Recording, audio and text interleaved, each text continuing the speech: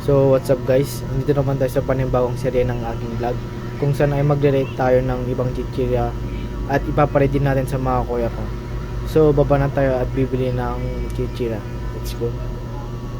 A few moments later. So dito na po tayo sa baba at bibili na po tayo ng chichirya. Let's go.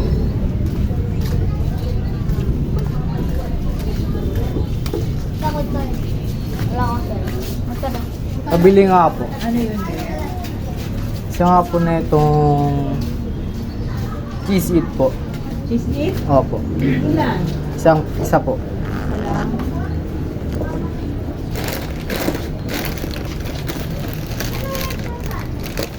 Hindi ah.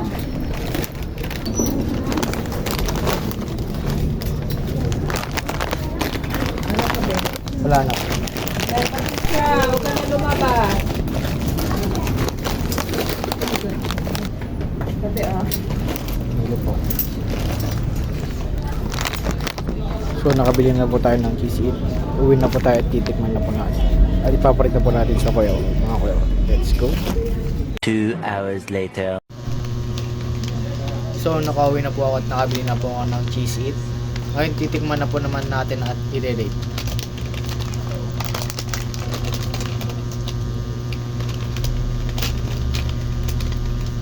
Ito po yung itsura niya. Ang dami po siyang cheese. At cheese pala yung flavor po na ito. So tikman na po natin.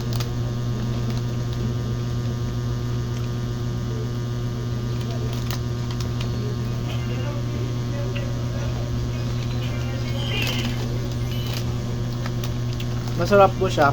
Lasang french fries. Pero gusto din masarap po. So at papatim na po naman po natin sa mga kuya. Let's go.